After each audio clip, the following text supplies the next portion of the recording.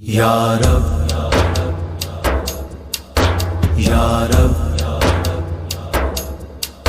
یا رب دل مسلم کو، یا رب دل مسلم کو وہ زندہ تمنا دے، یا رب دل مسلم کو جو قلب کو گرما دے، جو روح کو تڑپا۔ السلام علیکم ناظرین، میں اسد الرحمان اور آپ دیکھ رہے ہیں ہمارا یوٹیوب چینل الہند لائیو ٹی وی اردو۔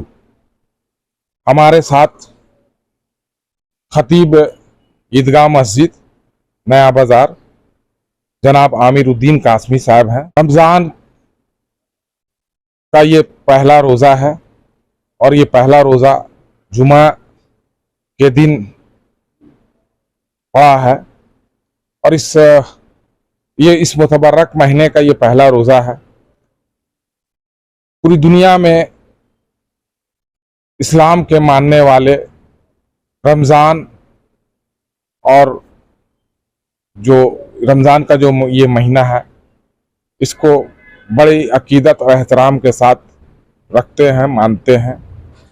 اور اس میں روزہ جیسے اہم فرائض جو اسلام کے جو اہم فرائض ہیں، 5 اہم فرائض ہیں، اس میں ایک روزہ بھی اہم ہے۔ اس میں عبادت و ریاضت کرتے ہیں۔ آئیے مولانا سے میں جانتا ہوں اس ماہ کی اہمیت کیا ہے اور کس طرح سے اس مہینے کو جو ہے۔ بسم اللہ الرحمن الرحیم، حامدا و مصلیا اما بعد، قال النبی صلی اللہ علیہ وسلم شعبان شہری و رمضان شہر اللہ۔ رمضان المبارک کا مہینہ بہت ہی محترم مہینہ ہے۔ اس مہینے کے اندر اللہ رب العزت نے ایمان والوں پر روزے کو فرض کیا ہے، جیسا کہ قرآن کریم میں اللہ رب العزت نے فرمایا ہے، یا ایہا الذین آمنوا کتب علیکم الصیام کما کتب علی الذین من قبلکم لعلکم تتقون،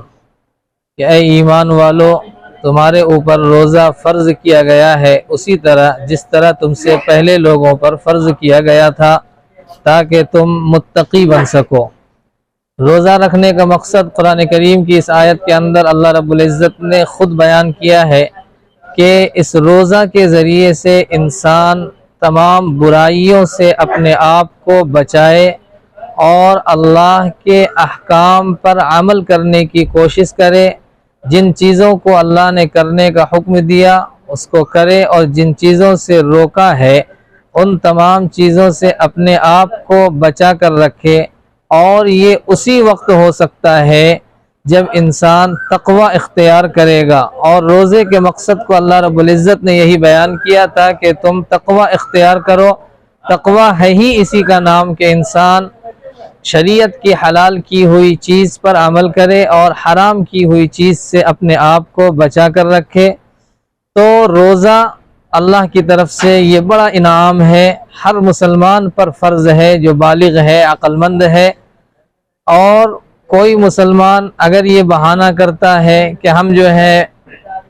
کام کرنے کی وجہ سے روزہ نہیں رکھ سکتے یا کسی کام کی وجہ سے روزہ نہیں رکھ سکتے ہیں، تو یہ بہانہ قابل قبول نہیں ہے۔ اللہ رب العزت نے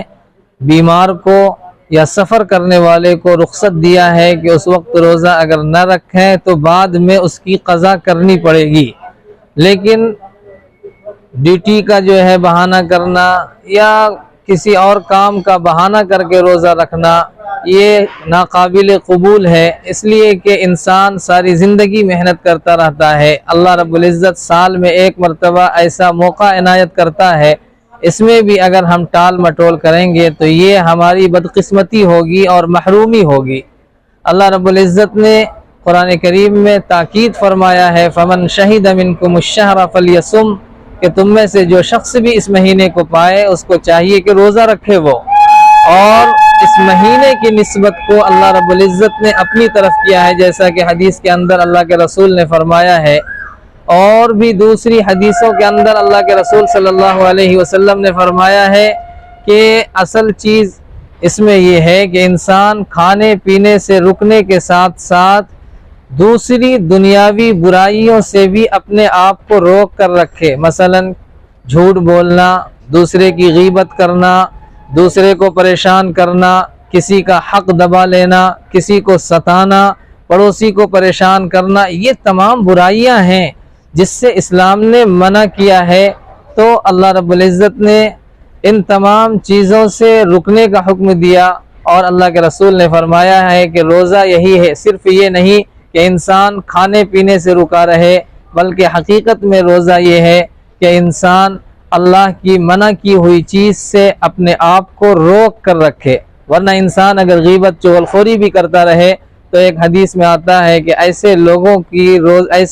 کے روزے کی ضرورت اللہ کو نہیں ہے۔ بہت سے لوگ ایسے ہیں جو اسی طرح بھوکے پیاسے رہتے ہیں اور لوگوں کی غیبت میں، برائی میں جو ہے دن گزارتے ہیں، تو اس روزے کا ثواب کے بجائے نقصان ہوتا ہے، گناہ ہوتا ہے۔ تو اس لیے اپنے آپ کو اس طریقے پر چلایا جائے جو طریقہ اللہ اور اس کے رسول نے بتایا ہے، کیونکہ کامیابی اللہ اور اس کے رسول کی اطاعت میں ہی ہے۔ اللہ اور اس کے رسول کی نافرمانی کر کے، اس کے بتائے ہوئے طریقے کی خلاف ورزی کر کے ہم کامیاب نہیں ہو سکتے۔ تو ہر مسلمان سے یہی گزارش ہے کہ عام دنوں میں بھی، اور جب اللہ نے یہ موقع ابھی ہماری زندگی میں عنایت کیا ہے، نہ جانے آئندہ رمضان کس کو نصیب ہو، تو اس میں خوب زیادہ عبادت کی جائے، اور یہ مہینہ تمام مہینوں سے افضل ہے۔ اس مہینے میں عبادت کرنا، فرض نماز کا ثواب دوسرے مہینوں میں 70 نمازوں کے ثواب کے برابر ہے، اور اگر آپ نفلی عبادت کرتے ہیں تو دوسرے مہینوں میں فرض نماز کے برابر اس کا ثواب ہے۔ اس لیے اس مہینے کے ایک ایک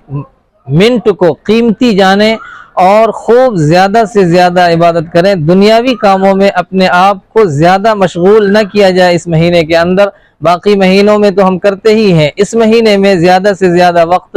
ہم جو ہے عبادت کی طرف دیں۔ اللہ رب العزت ہماری ان عبادتوں کو خوب قبول فرمائے، اور اس بات کی توفیق دے کہ ہم اس مہینے میں خوب قرآن کریم کی تلاوت کریں، نفلی عبادت کریں، تہجد کا اہتمام کریں، اشراق کا اہتمام کریں، اوابین کا اہتمام کریں، اور دوسروں کے حقوق کی رعایت کریں۔ سب سے بڑی چیز یہ ہے، جب ہم دوسرے کے حق کو ماریں گے تو پھر ہمارا سارا عمل بیکار ہو جائے گا۔ اللہ رب العزت ہمیں اس رمضان میں خوب عبادت کی توفیق عطا فرمائے۔ السلام علیکم ورحمۃ اللہ وبرکاتہ۔ یہ تو ہے جناب مولانا امیر الدین قاسمی صاحب، عیدگاہ مسجد نیا بازار۔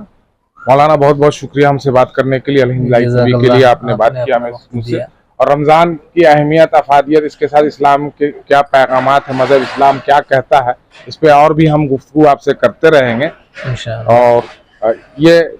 اس متبرک مہینے میں قرآن کریم کا بھی نزول ہوا اسی مہینے میں، تو اس پر بھی ہم آگے بات کریں گے، قرآنی تعلیمات کیا ہیں اور اس کے پیغامات کیا ہیں۔